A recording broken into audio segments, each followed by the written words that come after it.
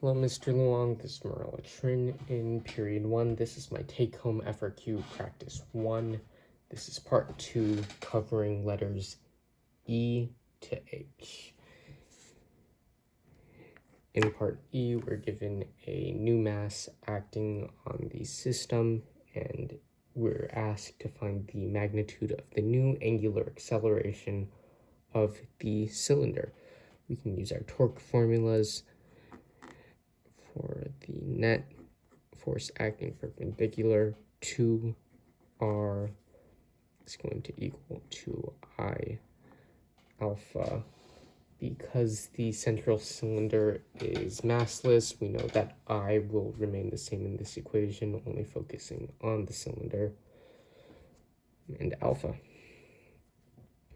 The net force acting on this system and the R's that accompany it will be tension of block 1 times the large R, which is the distance from center to edge of the cylinder, minus, because it's acting in the opposite direction, the tension of number 2 of block 2, the second one we're given, times the small r, which is the diameter of the rod in the middle of the system, which will equal I alpha. Tension 1 we can find as, or we already found, as M1G minus M1 A1 times big R, and then the tension of 2 is going to be M of A2 minus M2A2 minus M2G times little r, all equals to I alpha.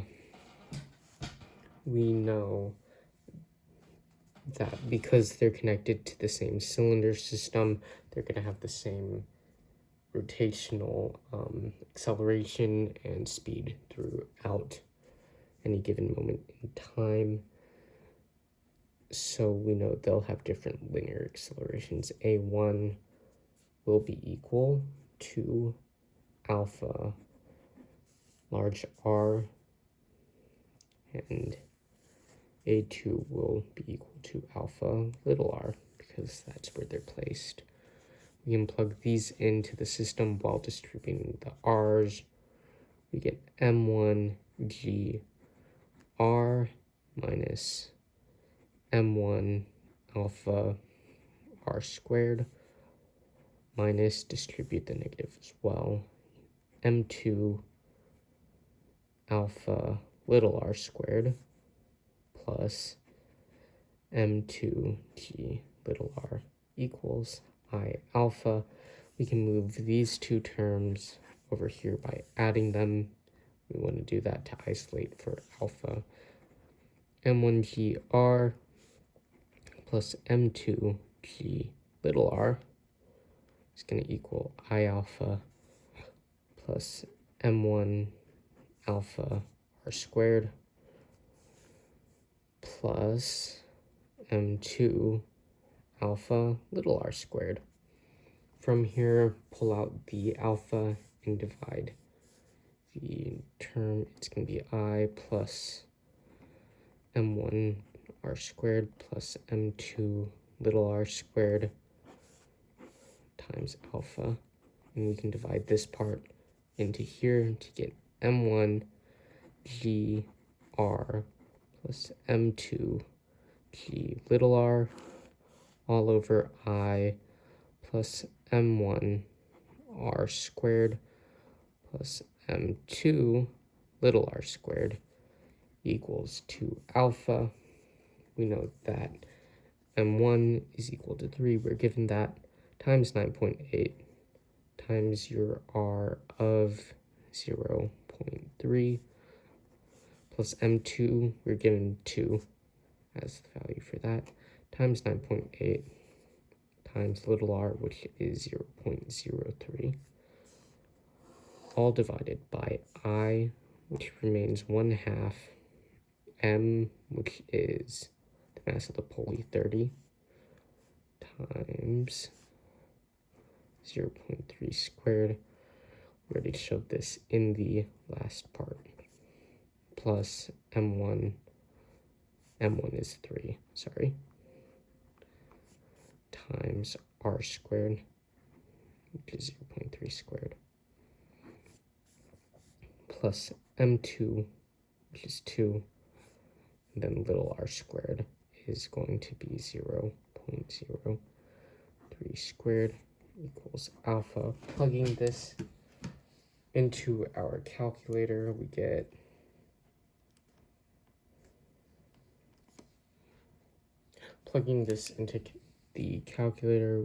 alpha is about 5.80096. From here, you move on to part F, which is the looking for the linear acceleration of mass 1. That would be A1, which we know is equal to alpha large R. Alpha we found already equals 5.80096 times R we know is 0.3. Plugging this into your calculator, we get the acceleration of block 1. The linear acceleration of block 1 is 1.74028 meters per second squared. This is in radians per second squared, the alpha. Next part is asking for the kinetic energy of the cylinder, which we know is 1/2 I omega F squared. Once the block has fallen, block 1 has fallen 5R, we can find omega F squared through common form. We know that VF squared minus VI squared is going to equal 2A delta Y. This is going to be A1, VF1, VI1. We know that it starts at rest, so VI is 0.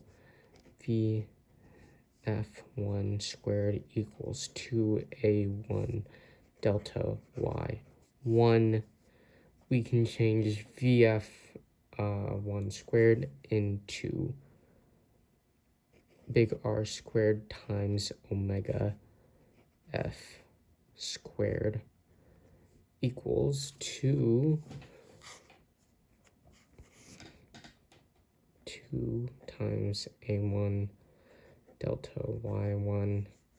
We're given that delta Y of 1 is going to equal to 5 big R, which equals 5 times 0.3, or 1.5. And we had found A1 in the original equation, and R squared is just going to be 0.3 squared. So it's 0.3 squared times omega F squared equals 2 times, 1.74 times 1.74028 times 1.5, right? Divide this side by 0.3 squared, and you get, on your calculator, omega F squared is equal to 58.0096. Plugging this into our KE cylinder equation, we get 1/2 times your I, which we've already been over, 1/2, 30 times r 0.3 squared times your omega f squared, which is 58.0096. In your calculator, that should be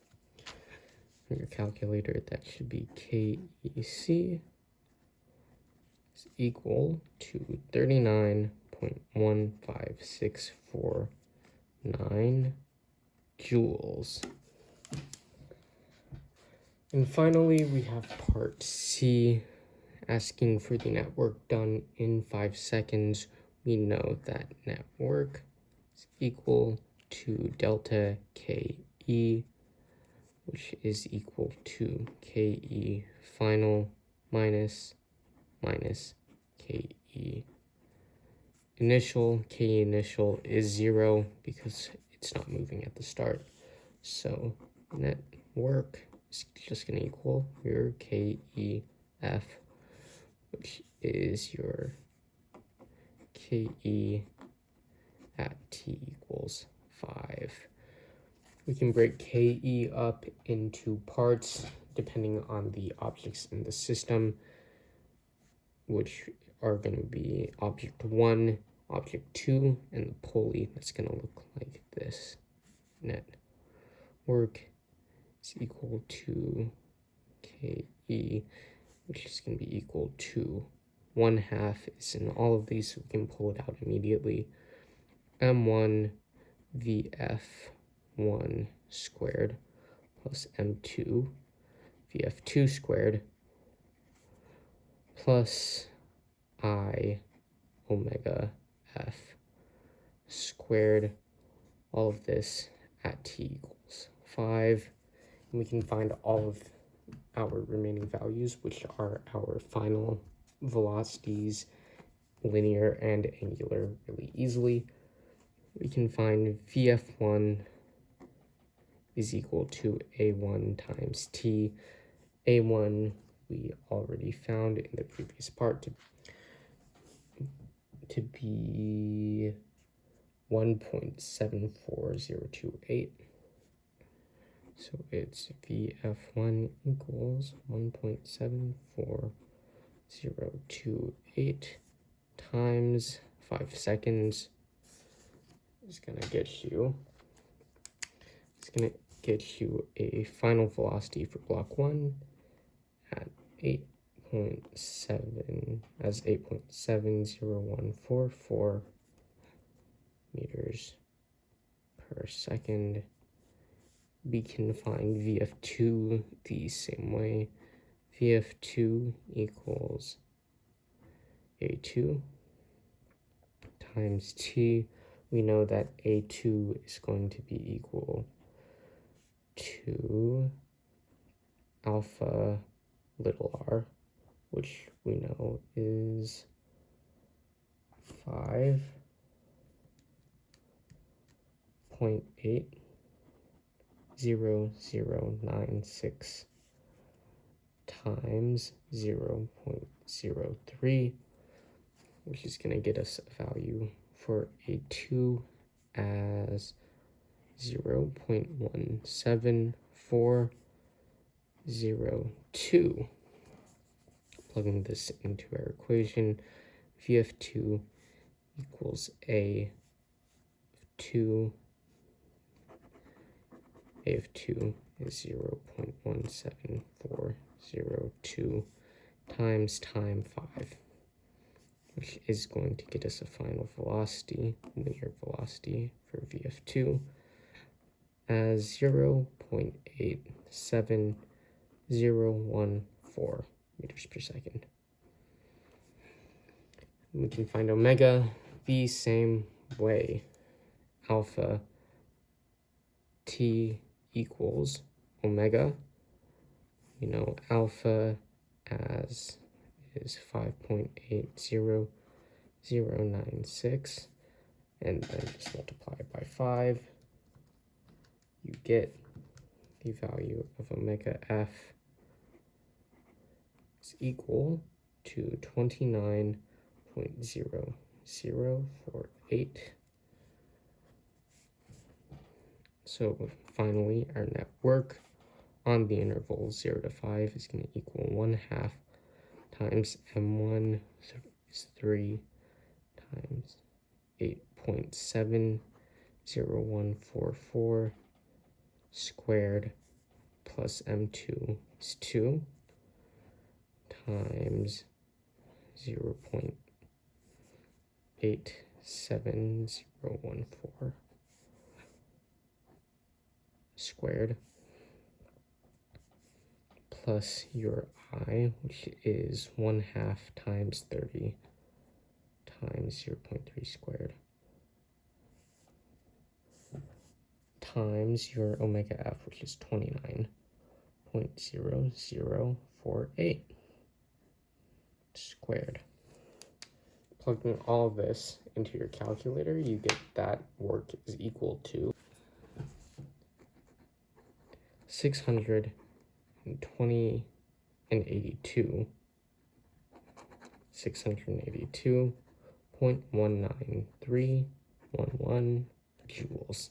That is the net work done by the system after 5 seconds, and that is my FRQ1 done.